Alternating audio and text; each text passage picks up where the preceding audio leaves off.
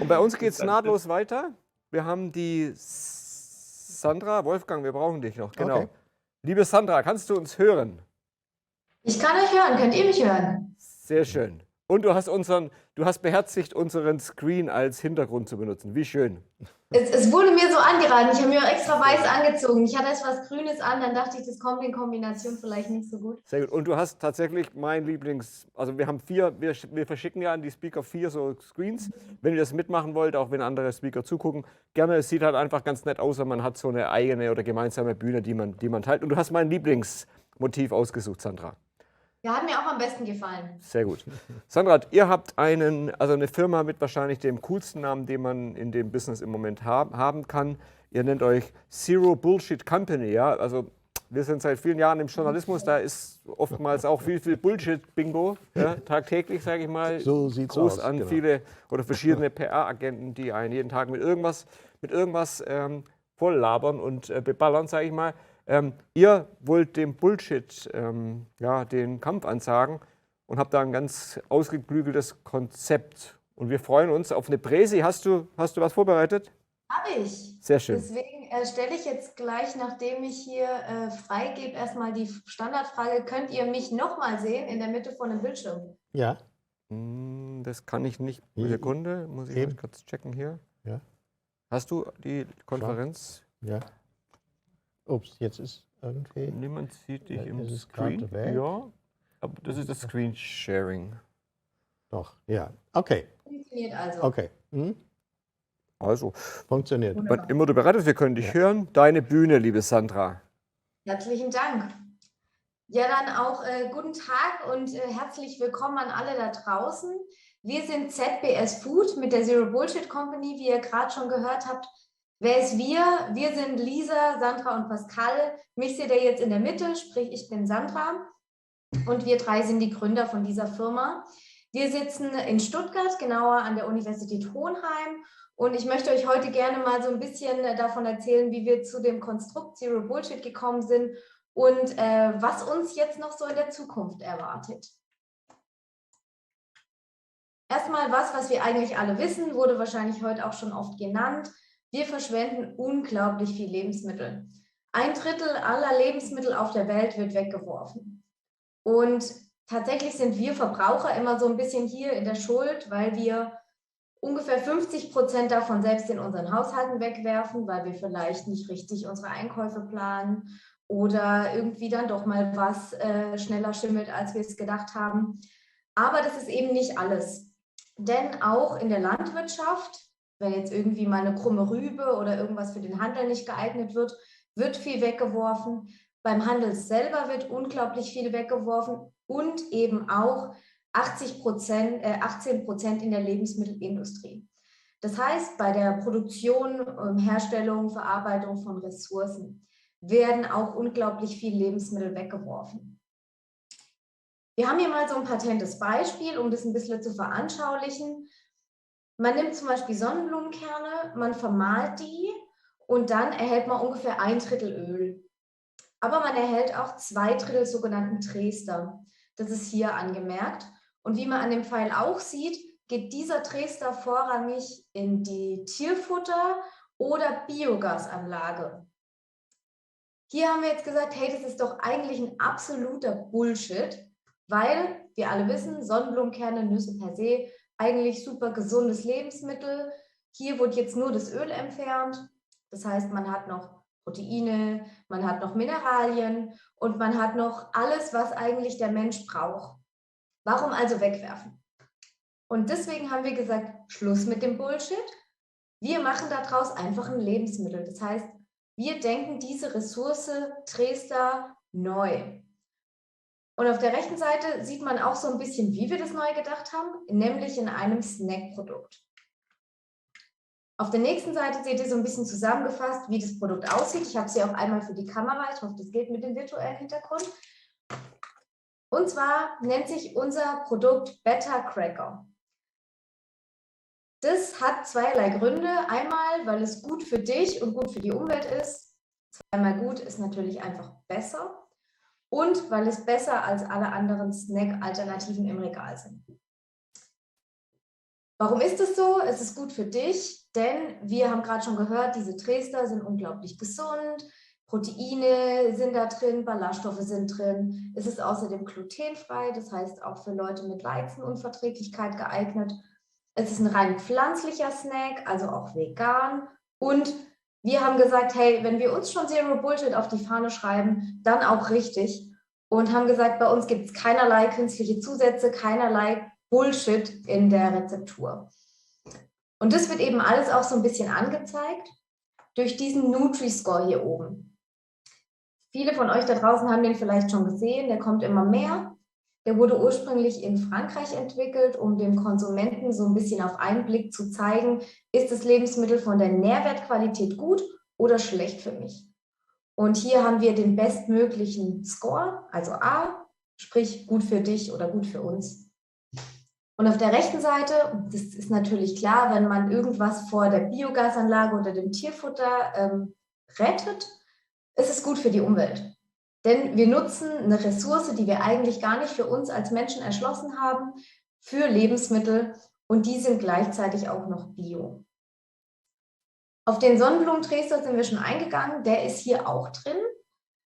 Seine kleine Schwester, den Kürbiskerntrester, haben wir auch mit dabei. Das heißt, der Pressrückstand aus der Kürbiskernölproduktion, gleiche tolle Nährwerte, gleiche tolle Eigenschaften. Und dann haben wir noch eine Apfelfaser, die kommt aus der Herstellung von Apfelsaft. Verpackt ist das Ganze in einer recycling-optimierten Verpackung. Das heißt, wir haben keine Metallbeschichtung in unserer Verpackung und somit die bestmögliche Plastikalternative, die es für uns auf dem Markt gibt. Denn, was viele auch nicht wissen, wenn ein Lebensmittel wasserdicht, sauerstoffdicht und aromatisch dicht verpackt werden muss, dann gibt es momentan halt einfach nur Plastik. Also summa summarum, Zero Bullshit inside und einfach besser als die anderen Snack-Alternativen auf dem Markt. Jetzt will ich aber gar nicht weiter Werbung für uns machen, sondern einfach mal noch ein bisschen was über unseren Werdegang erzählen und wer wir eigentlich sind und warum wir das machen. Aber hier noch eine Werbeanzeige, die ich gerade sehe. Wir sind über 80 Mal in ganz Deutschland vertreten, also bei Rewe, Edeka, bei lokalen Biomärkten hier in Stuttgart und natürlich auch im Onlineshop. Jetzt haben wir uns aber gedacht, nach einem Zitat von St. Jerome, good, better, best, never let it rest, till your good is better and your better is best. Also wir müssen von better einfach noch am besten werden. Jetzt gucken wir uns nochmal dieses Lebensmittelverschwendungsproblem an, von dem wir gesprochen haben in der Industrie. 18% werden hier weggeworfen. Warum ist das so? Wir haben es gerade schon gehört. Entstehung von Nebenströmen, also das hier oben, diese Überbleibsel, wozu auch die Dresdner gehören. Aber es ist eben auch so, dass viele Lebensmittelunternehmen so Trial-and-Error-Produktentwicklung machen. Sprich, man braucht ein neues Produkt und man setzt erstmal so ein bisschen ein, was man schon von anderen Sachen weiß. Stichwort, wir haben zum Beispiel ein Milchprodukt und wollen jetzt eine vegane Alternative machen. Also probieren wir einfach mal alles aus, was wir für Milchprodukte kennen, obwohl das für vegane Produkte vielleicht einfach gar nicht geeignet ist. Und das liegt vielleicht auch daran, dass man nicht so viel darüber weiß, wie diese neuen Inhaltsstoffe sich verhalten und vielleicht auch gar nicht die Zeit hat, sich da groß einzulesen. Wie verhält es sich jetzt und auf was muss ich achten?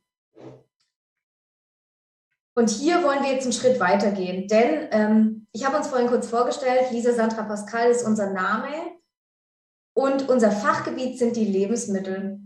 Denn wir sind 3 studierte Lebensmitteltechnologen, das heißt eigentlich prädestiniert, um genau dieses Problem an der Wurzel zu packen und anzugehen. Wie machen wir das? Wir beraten KMUs und Startups, das heißt kleine mittelständische Unternehmen und auch Leute, die eine Idee haben und ein Produkt entwickeln wollen, zu eben sowas, was wir gerade gesagt haben, Rohstoff- und Rezepturauswahl mit einem Fokus auf diesen alternativen Proteinen. Das ist im weitestgehenden Sinne alles, was Protein enthält. Also das kann auch ein Mehl sein, sagen wir mal ein Linsenmehl aus gebrochenen Linsen, das man sonst nicht weiterverwenden kann, oder ein Reismehl, das bei der Reisherstellung anfällt. Also auch das ist ein alternatives Protein und da wollen wir eben dazu beraten, wie man sowas anwenden kann. Aber nicht nur das, wir geben auch, weil wir eben Lebensmitteltechnologen sind, Input auf mögliche Herstellungsprozesse, welche Do's and Don'ts gibt es hier, welche Kombinationen an Prozessparametern kann man nehmen und wie kann man das, natürlich ganz wichtig für Lebensmittelhersteller, denn dann auch wirklich industriell skalieren. Denn es hilft ja niemandem, irgendwelche kleinen Sachen zu versuchen, wenn sie gar nicht industriell durchsetzbar sind. Und das ist aber auch immer noch nicht alles, denn wir sehen uns als so eine Full-Service-Agentur, weil wir außerdem Zugang zu allen Analytikleistungen der Core Facility Hohenheim haben. Das heißt, wir haben hier eine Analyseeinheit an unserer Universität und wir können alle Analytik-Sachen, die dort durchgeführt werden, auch für unseren Kunden anbieten und somit eben nicht nur eine Handlungsempfehlung auf Basis von unserem Wissen geben, sondern auch tatsächlich verschiedene Sachen untersuchen, vergleichen, vielleicht mal, wir haben mal das ausprobiert, mal das, wie unterscheidet sich das? Und dann eben dem Kunden zu sagen, hier ist deine Handlungsempfehlung, mach doch mal lieber das und das und lass uns doch gemeinsam was dafür tun, dass du nachhaltiger und innovativer deine Produktentwicklung eben führen kannst. Zusammengefasst ist es in den 4 Schlagworten, die hier unten auf der Folie stehen, also die Konzeption von Lebensmitteln, gestützt auf die Rohstoffe und die Produktentwicklung, die Technologie, die wir an die Hand geben und auch zu der wir Input geben, die Analytik, die wir durch die Core Facility abdecken können und natürlich auf dem großen Hoffnungsschimmer dadurch auch wieder Lebensmittel neu zu denken, also auch dieses Upcycling zu leben und vielleicht auch einfach Lebensmittelverschwendung per se noch mehr zu verringern, als wir es mit unserem einen Produkt, also dem Better Cracker, schon können. Was ist jetzt genau der Mehrwert? Man kann sich es eigentlich schon vorstellen, aber hier noch ein bisschen zusammengefasst. Was hat denn der Kunde jetzt davon? Naja, also der Produktentwickler per se hat mehr Zeit.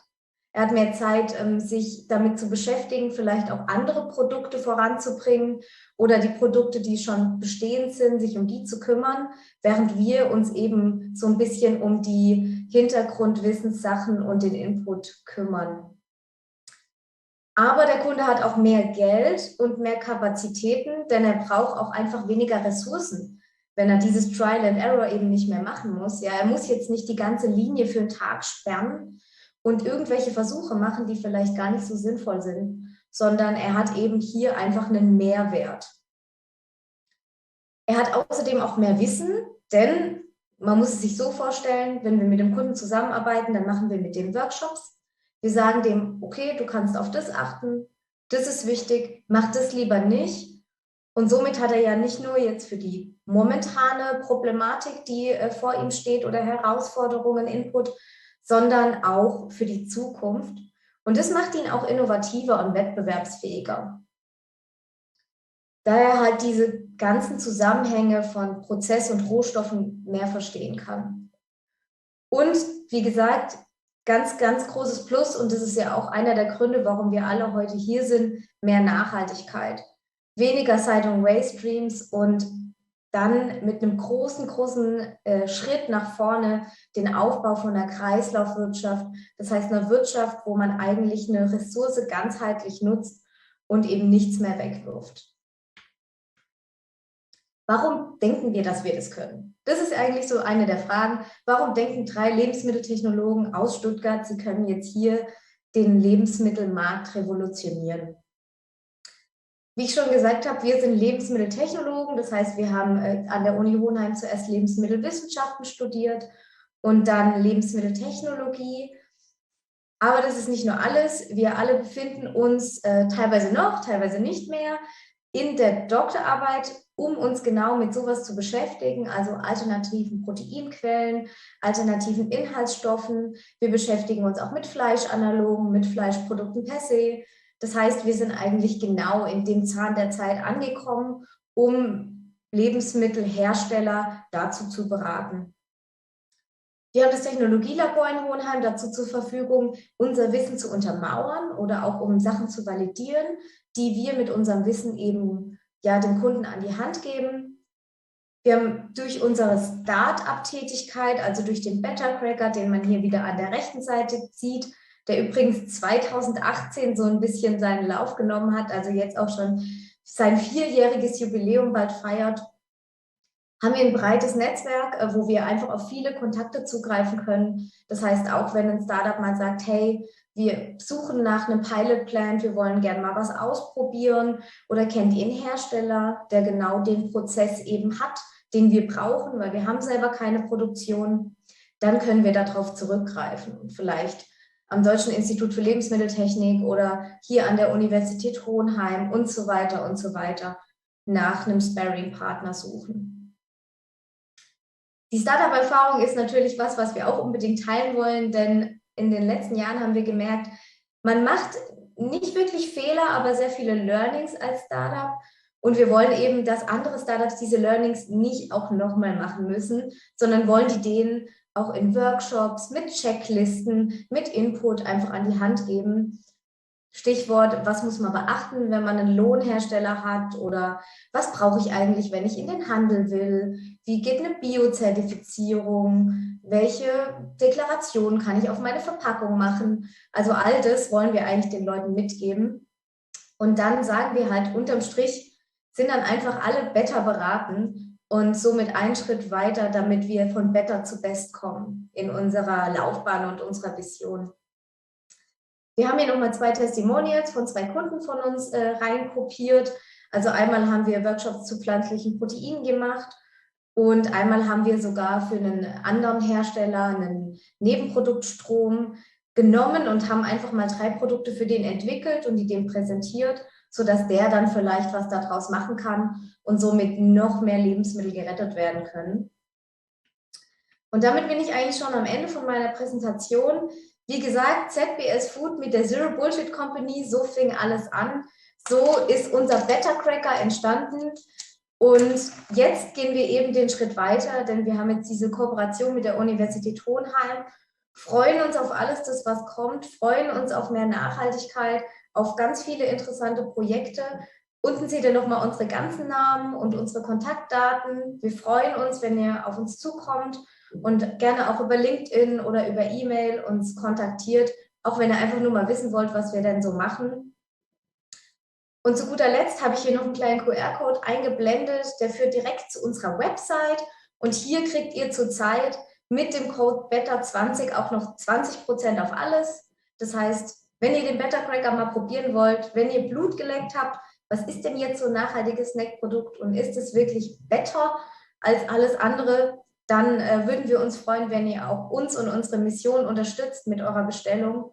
Und damit bin ich fertig und würde mein Screensharing beenden. Herzlichen Dank, dass ihr alle zugehört habt. Sandra, ganz herzlichen Dank. Lebensmittel neu denken, ja, spannendes Thema. Martin, du und ich, wir essen beide auch gern. Ja. Müssen wir Lebensmittel neu denken im Sinne von Sandra? Hilft ja nichts. Gut, obwohl ich muss sagen, Sonnenblumenkerne sind jetzt nicht so mein Thema. Oliventrester würde mich eher interessieren. Wann ist der Olivencracker geplant oder wie geht's weiter? Das ist tatsächlich eine ganz interessante Frage. Als wir damals den Sonnenblumentrester bekommen haben, war auch der Oliventrester in der Diskussion. Also erst hieß es, wir sollen in dem Projekt uns mit Oliventrester beschäftigen. Damals, 2018, gab es da aber noch so ein bisschen Probleme zwecks Lösungsmittel. Also an alle da draußen, damit ihr das so ein bisschen versteht, ihr könnt ja kaufen natives Olivenöl extra und dann Bratolivenöl, wo dann Dresderöl drunter steht. Mhm. Und der Unterschied ist eigentlich, einmal presse ich es kalt, das heißt, ich nehme die Olive und presse die kalt, einmal presse ich sie leicht erwärmt und dieses Dresderöl, da kann es dann schon mal auch sein, dass man mit einem Lösungsmittel draufgeht oder das noch höher erhitzt. Und deswegen darf das dann nicht mehr nativ genannt werden. Und diese Weil es halt nicht mehr natürlich Rückstände ist. sind dann in dem Dresder und dann kann man nicht mehr, Richtig. kann man nicht mehr essen. Richtig. Also vor den paar Jahren war es eben so, dass damals noch große Hexanrückstände waren, also Lösungsmittel, das wir eigentlich wirklich nicht in Lebensmitteln haben wollen. Ja. Aber ich sag mal so, wenn jetzt ein großer Olivenölverarbeiter auf uns zukommt und sagt, hey, wollt ihr nicht mit uns mal daran arbeiten, daran was zu machen? Wir haben schon ultra viele Ideen im Kopf und wir könnten jede Woche ein neues Produkt herstellen. Also von daher, an Ideen mangelt es nicht. Deswegen freuen wir uns da auch darauf, dass wir jetzt einen Schritt weiter gehen können und auch nicht nur unsere eigenen Produkte eben haben, sondern auch anderen Leuten helfen können. Jetzt noch, Entschuldigung, zu den Vertriebswegen, aber das habe ich noch nicht so ganz mitbekommen. Also ihr seid bundesweit vertreten oder habt ihr regionale Schwerpunkte? Gibt es euch eher in Baden-Württemberg? Weil ich glaube, bei uns in Bayern, im Oberbayern zumindest, habe ich noch keinen Beta Cracker gesehen. Interessant, dass Sie das sagen, weil tatsächlich sind wir sehr viel auch in Bayern vertreten. Und es hat ein bisschen den Hintergrund, dass wir in der Rewe Süd Startup Lounge sind, die liebe Zelda Morina ja sozusagen gegründet hat. Und hier sind wir seit ein paar Jahren von ihr so ein bisschen gementort und sind gerade in über 50 Rewe-Märkten in ganz Süddeutschland vertreten. Davon auch viele in Bayern. Ja. Ich meine in Fürstenfeldbruck zum Beispiel, Passau, in München in ganz vielen. Also da in dem Bereich Augsburg, da kann man uns auf jeden Fall gerade kaufen.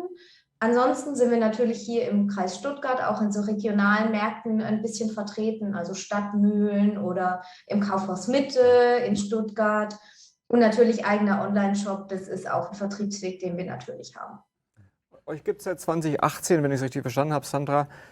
Und ich sag mal, der Markt der Lebensmitteltechnologie an sich und auch grundsätzlich so in der gesellschaftlichen Wahrnehmung von Ernährung hat sich schon ein bisschen verändert. Auch ich sag mal, veganes Essen boomt und Vegetarismus ist irgendwie wirklich in der Mitte der Gesellschaft angekommen. Hat sich da viel verändert, auch jetzt, sage ich mal, in den Jahren, in den 4 Jahren, wo ihr am Markt seid? Würde mich auf der einen Seite interessieren, auf der anderen Seite natürlich auch die Beratungsdienstleistung, die ihr auch anbietet für Unternehmen, weil auch da, ich sage mal jetzt, in Unternehmen ja einfach auch mehr drauf geachtet würde, was essen die Leute, und es muss nicht mehr die Currywurst sein, die ist bei VW, ich glaube, sie wurde abgeschafft, irgendwie gibt es ja diese Currywurst-Stories am Band. Also beide Seiten würden mich gern interessieren. Was habt ihr, ich sage mal, mit diesem Schwung, mit diesem Momentum in dem Bereich veganes Essen, vegetarisches Leben und so mitnehmen können, und was ist auf Firmenseite? Ja, also ist eigentlich ganz interessant. 2018 war uns als Lebensmitteltechnologen noch nicht mal klar, dass das so schlimm ist mit der Lebensmittelverschwendung. Also wir waren dann echt so, wow, so viel. Und wir machen das selber in unserem Beruf auch. Das ist ja grausam. Und seitdem sind ja ganz tolle Initiativen auch gekommen. Also allein diese Too-Good-To-Go-Sache, dass man sich dann noch Sachen abholen kann am Supermarkt.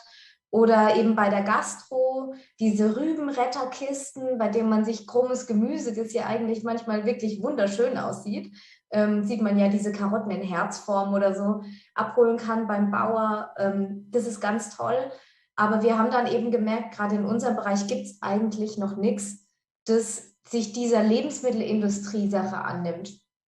Und haben dann tatsächlich 2018 auch erst gegründet. Also das war so ein bisschen ein Findungsprozess nach diesem Projekt 2018, das noch ein Studentenprozess war, Programm war. Und dann haben wir gemerkt, hey, die Leute wollen auch immer mehr Nachhaltigkeit mit Veganismus und Bio in Kontakt bringen, weil wir haben ein bisschen Marktrecherche dazu gemacht. Und unser Snack ist ja vegan, also es ist ein rein pflanzliches Produkt. Und in dem Zuge, wo wir die Produktentwicklung gemacht haben, kam ja auch dieser Impossible Burger, Beyond Burger Hype dann. Interessanterweise beschäftige ich mich habe mich beschäftigt in meiner Doktorarbeit mit sogenannten Hybridprodukten. Das heißt, Fleisch reduzieren und dafür was Pflanzliches dazugeben. Die Promotion hat 2017 angefangen und jetzt gibt es das auch im Markt. Also bei Aldi kriegt man zum Beispiel Wienerchen mit Karotten oder Hackfleisch mit Soja, gibt es bei anderen Händlern. Also das ist jetzt mittlerweile da. Das heißt, die letzten Jahre ist da unglaublich viel passiert, weil es halt einfach so ist, nur weil man vielleicht weiß, dass Fleisch weniger konsumiert werden soll, also wir konsumieren ja 3-mal zu viel Fleisch die Woche, als man eigentlich sollte fürs Klima. Genau hin. Ich nicht. Muss ich selbst auch sagen, ich tue mir schwer, Fleisch zu reduzieren, weil Fleisch halt einfach ein tolles Lebensmittel ist. Und in meinem Projekt war die Aufgabe, inwiefern kann man für diesen Konsumenten, der praktisch sagt, ich würde es gern machen, aber es gibt für mich einfach keine vegane Alternative zu Fleisch, um für den so ein bisschen diese Produktkategorie zu erschließen. Und dann ist es eigentlich umso toller, dass jetzt am Ende von meinem Doktor sowas im Handel ist. Auch Seitan ist eine Alternative, die gar nicht schlecht schmeckt. Finde ich gut. Ja gut, ich kenne so Seitan Bacon, also der war grausam. Aber der Martin ist in einem so. Käsegeschäft groß geworden, Ja, darf ich das so genau, sagen? da war ein bisschen- Der kennt sich sehr, sehr gut aus, wenn es um Milchprodukte geht und so. Ja. Na, eine Frage hätte ich jetzt noch, und zwar, bis jetzt beschränkt sich die Verwertung auf Trester. Was würdest du sagen, ist sonst noch ein lukrativer, ja, ich nenne es jetzt mal Abfallprodukt, was bis jetzt Abfall ist und wo man bei der Lebensmittelverarbeitung auch noch wieder aufwerten könnte? Gibt es da außer Trester auch noch andere Geschichten? Also tatsächlich bei fast allen Lebensmittelproduktionsprozessen fällt irgendwas an, das man übrig hat. Also es gibt da unglaublich viele interessante Sachen, die man verwenden kann. Natürlich vielleicht auch, wenn man den Bereich Sauermolke andenkt, also wenn wir jetzt über Käse reden, Ja. über normale Süßmolke, also das, was, sage ich mal, ganz klassisch eigentlich ein Nebenproduktstrom war, sind ja so ungefähr vor 15 Jahren mal die proteinreichen Lebensmittelhersteller aufgesprungen und seitdem gibt es Whey. Whey ist ja eigentlich, also Molkenprotein ist ja eigentlich auch so ein Nebenproduktstrom, hat dann voll geboomt. Und Sauermolke ist jetzt so das nächste, wo es noch nicht so viele Ansätze gibt, es zu verwenden. Könnte man zum Beispiel einen nachhaltigen Dip draus machen für einen Cracker, der gut schmeckt und besser ist als andere Snacks. Das könnte man sich überlegen. Aber es gibt natürlich auch ganz tolle andere Ansätze. Also ein tolles Startup aus Frankfurt nimmt sich zum Beispiel Brot an, also Brot, das beim Bäcker übrig bleibt, und macht daraus Bier. Also der Kreativität sind da keine Grenzen gesetzt. Ich hätte noch, weil wir leider zum Schluss kommen müssen, also wir könnten noch ewig weiter quatschen, glaube ich. Mich würde noch mal interessieren, auch so, was ja der Kontext Lebensmitteltechnologie und Startups und so. Das hat ja Uni Hohenheim auch mehrfach erwähnt. Die sind ja auch bekannt dafür, dass sie nicht nur lebensmitteltechnologisch irgendwie ganz gut drauf sind, sondern auch gute BWLer. Gibt es eine Startup-Szene in dem Bereich? Und ich muss eine Anekdote noch loswerden, weil ich hatte ja auch ein paar befreundete Lebenstechnologie-Studenten aus Hohenheim und das waren immer totale Spaßbremsen, weil egal, wo du mit dem warst, dann sag ich immer, oh, da ist das drin und in dem Joghurt ist das drin und in dem Käse ist das drin. Das kannst du nicht essen, das sollst du nicht tun. Also von daher, Frage A, wirst du noch auf Partys eingeladen? Bist du eine Nervensäge? Und wegen mir, was ist mit der Lebensmitteltechnologen-Startup-Szene los? Ja, also wenn meine Freunde zuhören würden, würden sie nur nicken. Also tatsächlich Was? schon oft Hast du es gehört? dann gehört, hey, verdirb's mir doch jetzt nicht einfach. Ich möchte es doch einfach nur essen. Das ist nur ein bisschen eine Berufskrankheit. Wir drehen ja auch immer die Verpackung um und sagen, oh, guck mal, da ist das und das drin. Und andere Leute denken sich so, interessiert mich nicht, also will ich nicht wissen. Aber es gibt auch oftmals so Aha-Momente und dafür stehen wir als Firma auch so ein bisschen, wo wir so Webinare machen, so was ist eigentlich wichtig für eine Lebensmittelverpackung und auf was kannst du als Konsument achten. So einfach mal die ganz klaren Basics. Denn es gibt ja immer diese Sachen bei der WM, da sind wir 80.000 irgendwie Nationaltrainer. Und wir sagen jetzt aber, wir wollen nicht, dass ihr so tut, als wärt ihr halt Lebensmitteltechnologen, sondern wir geben euch so ein bisschen Wissen an die Hand, damit ihr vielleicht beim nächsten Stammtischgespräch auch mal klug scheißen könnt. Und deswegen glaube ich tatsächlich auch, dass unsere Berufssparte nicht ausstirbt, oder ich hoffe es zumindest. Und wir sind ja jetzt auch dafür da, eben denen Startups, die keinen Lebensmitteltechnologen haben, so ein bisschen unter die Arme zu greifen und so zu sagen, hey, wir können euch das Wissen, das wir haben, an euch rantragen, sodass ihr dann selber auch eure Herausforderungen im Alltag meistern könnt. Und wenn nicht, dann kommt ihr halt auf uns zurück. Sandra, ganz, ganz herzlichen Dank. Ich wiederhole nochmal euren Firmennamen, weil ich ihn total cool finde, wenn er auch nicht mehr ganz stimmt. No Bullshit Company, Zero Bullshit Company. Also finde ich auch mal schon mal vom Titel her mega. Und Klugscheißer sterben nicht aus? Du hast meistens schaust recht, jetzt wenn mich wir an. diskutieren, hast du meistens Nein, recht. das stimmt oder? überhaupt nicht. Das Okay. stimmt doch gar nicht. Sandra, ganz herzlichen Dank. Jetzt haben wir noch gar nicht über Herzlichen Dank Insekten, euch. konnten wir jetzt Noch gar ein nicht schönes- sprechen, gell? Wir hätten noch so viele Themen. Sandra, Ja. nächstes Mal Die wieder. Zeit Ja? haben wir jetzt nicht mehr. Ciao, herzlichen Machen wir Dank. so. Ruft an, die Nummer war auf der letzten Folie drauf. Okay, ciao. Herzlichen Dank. Ciao, ciao.